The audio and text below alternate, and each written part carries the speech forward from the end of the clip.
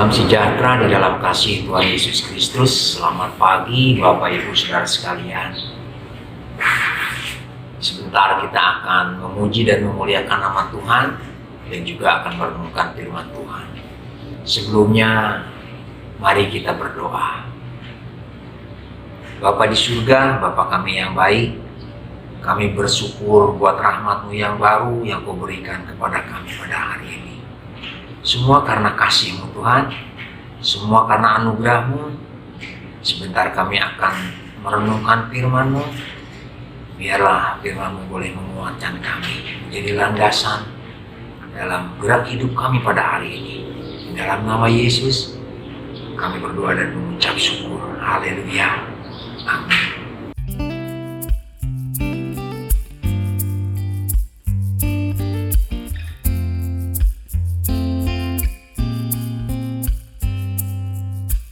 Kami yang telah ditebus dengan darah yang kudus, mengangkat pujian bagi-Mu.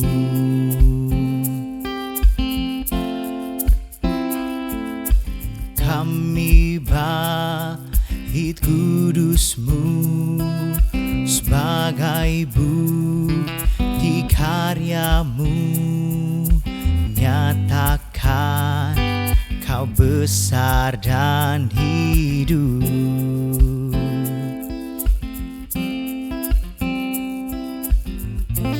Berlari sampai tujuan, mendapatkan mahkota kekal.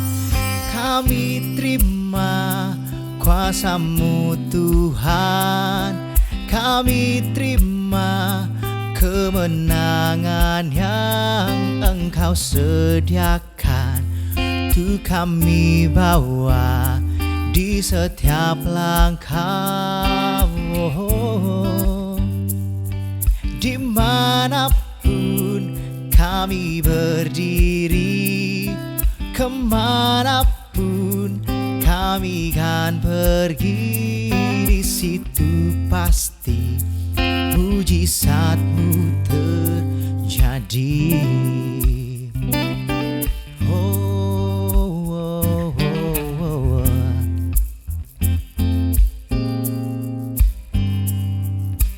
Kami bait kudus-Mu sebagai bukti karya-Mu, nyatakan Kau besar dan hidup.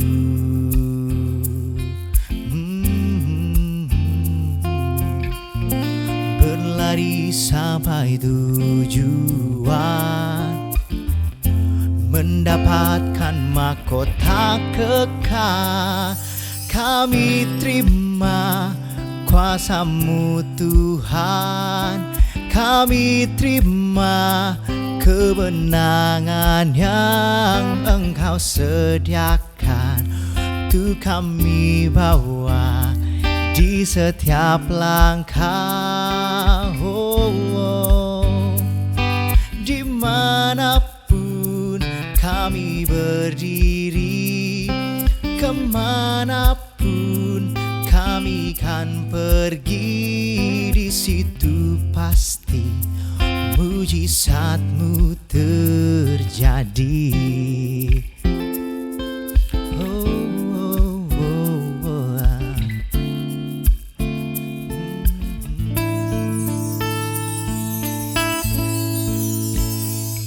Kami terima kuasa-Mu Tuhan, kami terima kemenangan yang Engkau sediakan. Tuh kami bawa di setiap langkah, dimanapun kami berdiri, kemanapun kami kan pergi, di situ pasti mujizatmu terjadi. Di situ pasti mujizatmu terjadi. Puji Tuhan, Bapak Ibu Saudara sekalian. Pada hari ini kita akan coba merenungkan firman Tuhan. Saudara, ada satu hal yang dapat membuat hati Tuhan menjadi tidak nyaman, yaitu ketika adanya perselisihan di dalam jemaat. Sebuah kisah tragedi jika di dalam kehidupan rohani umat ada perselisihan. Mari kita baca di dalam 1 Korintus 1 ayat 11 sampai 13. 1 Korintus 1 ayat 11 sampai 13. Saya bacakan untuk saudara. Sebab saudara-saudaraku, aku telah diberitahukan oleh orang-orang dari keluarga Chloe tentang kamu, bahwa ada perselisihan di antara kamu.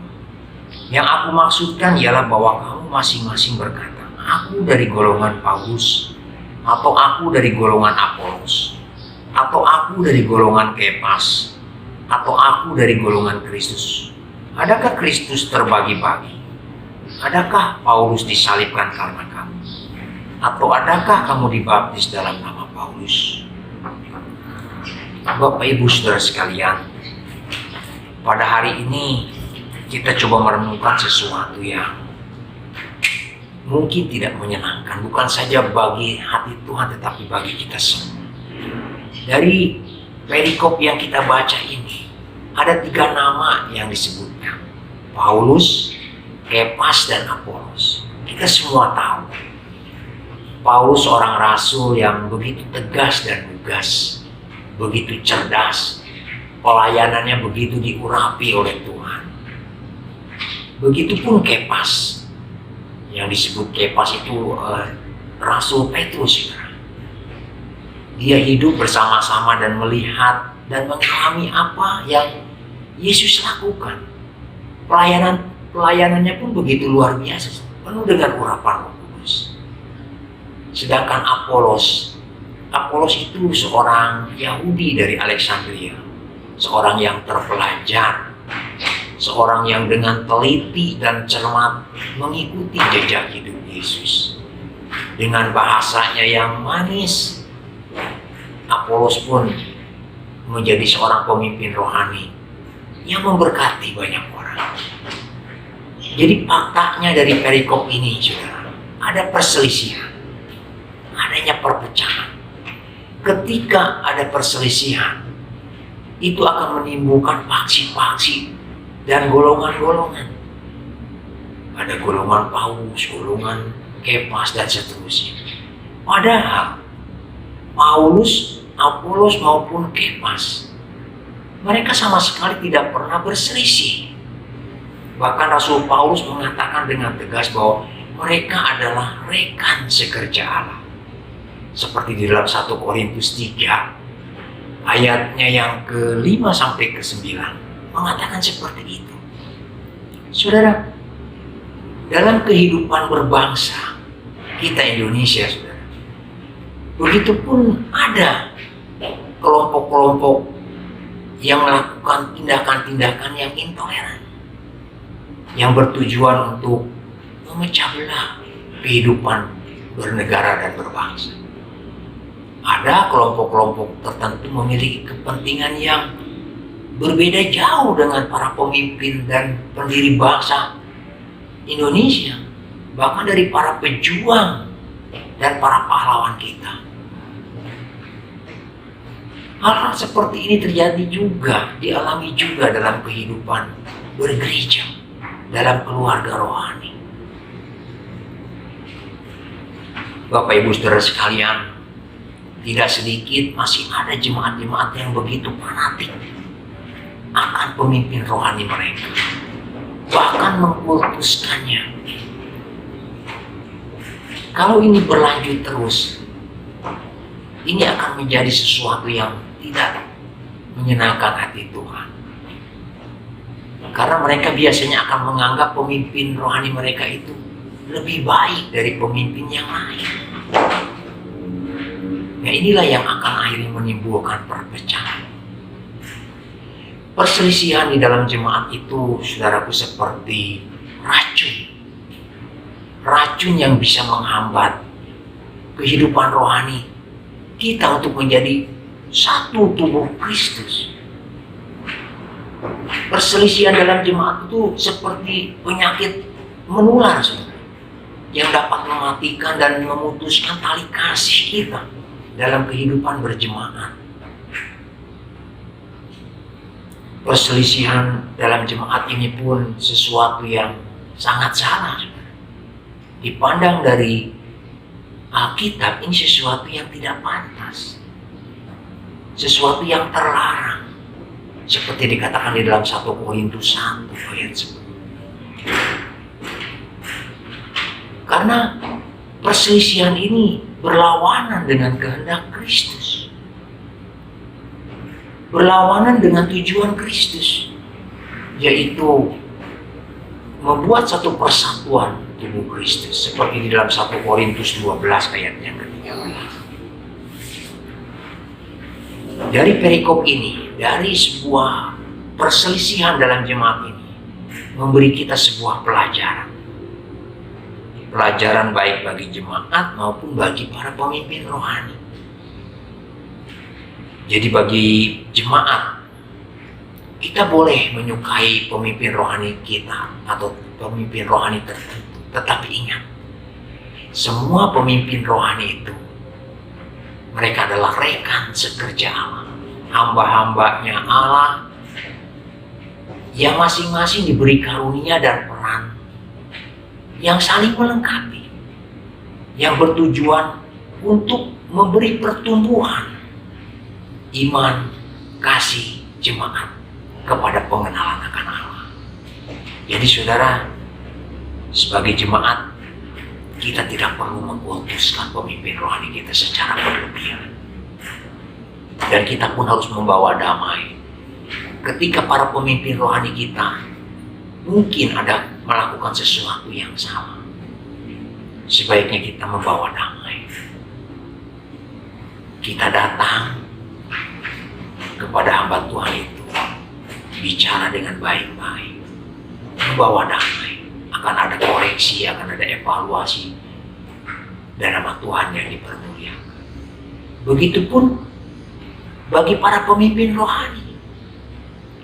Para pemimpin rohani sebaiknya tidak memegahkan diri atau sombong. Karena semuanya karunia talenta yang Tuhan berikan kepada pemimpin rohani itu pun semua karena anugerah Tuhan. Tidak ada yang layak untuk disombongkan. Seperti di dalam 1 Korintus 1 ayat yang ke-26 sampai 29. Saya bacakan untuk saudara 1 Korintus 1 ayat, khusus ayat 29 saja. Supaya jangan ada seorang manusia pun yang memegahkan diri di hadapan Allah. Dan yang kedua, pemimpin rohani pun jangan pilih kasih dan pandang bulu, menganggap semua jemaat itu seolah-olah seperti anak raja yang patut dirangkul, patut dikasihi dan patut dilayani. Usahakanlah prinsip-prinsip kasih yang menimbulkan kerukunan dan kesatuan di tengah perbedaan jemaat. Dan para pemimpin rohani pun jangan mudah bereaksi kepada berita-berita negatif, tapi memikirkan solusi dan evaluasi di hadirat Allah, karena di sana ada ketenangan dan jalan keluar. Jadi Bapak Ibu Saudara sekalian, perselisihan dalam jemaat ini harus kita hindari. Kita harus menjauhkan diri dari perkara-perkara yang seperti ini, dari perpecahan ini. Seperti di dalam Roma 16 ayat yang ke-17. Karena perpecahan ini pun merupakan tabiat duniawi. Seperti di dalam 1 Korintus 3 ayat 3. Saya bacakan untuk 1 Korintus 3 ayat yang ketiga. Karena kamu masih manusia duniawi. Sebab jika di antara kamu ada iri hati dan perselisihan, bukankah hal itu menunjukkan bahwa kamu manusia duniawi dan bahkan kamu hidup secara manusia? Jadi, saudaraku, perpecahan itu adalah tabiat duniawi. Kita harus menghindarinya. Dan kita harus bersatu, seia sekata, sebagai sesama jemaat, begitupun sesama para pemimpin rohani, bahkan antara pemimpin rohani dan jemaat. Kita harus bersatu seia sekata, seperti nasihat Rasul Paulus di dalam 1 Korintus 1 ayat 10. Saudara, kita baca sama-sama kalau saudara bisa, tapi saya akan bacakan untuk saudara sebuah nasihat dari Rasul Paulus untuk kita semua, untuk kita menjadi sebuah satu kesatuan tubuh Kristus. Ini dimulai dari sini, saudara. 1 Korintus 1 ayat yang ke-10.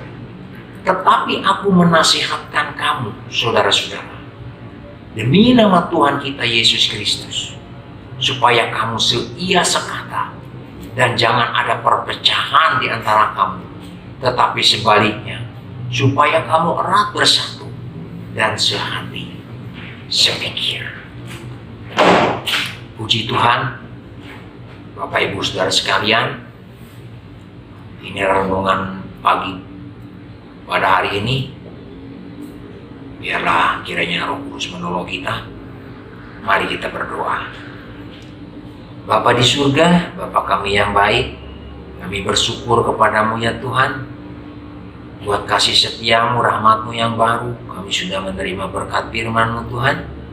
Kiranya Roh Kudus menolong kami untuk kami hidup seia, sepikiran, sekata dalam berjemaat dalam satu keluarga kerajaan-Mu Tuhan.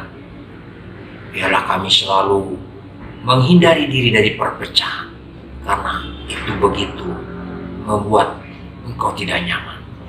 Roh Kudus, tolonglah kami untuk kami menjadi anak-anak-Mu yang baik, saling menghormati, saling menganggap yang lain lebih utama. Terima kasih buat firman-Mu. Kami siap melakukan firman-Mu Tuhan. Di dalam nama Tuhan Yesus Kristus kami berdoa dan mengucap syukur. Haleluya. Amin. Puji Tuhan. Tuhan Yesus memberkati saudara sekalian. Selamat beraktivitas. Pimpinlah, oh Roh Kudus, pimpinlah.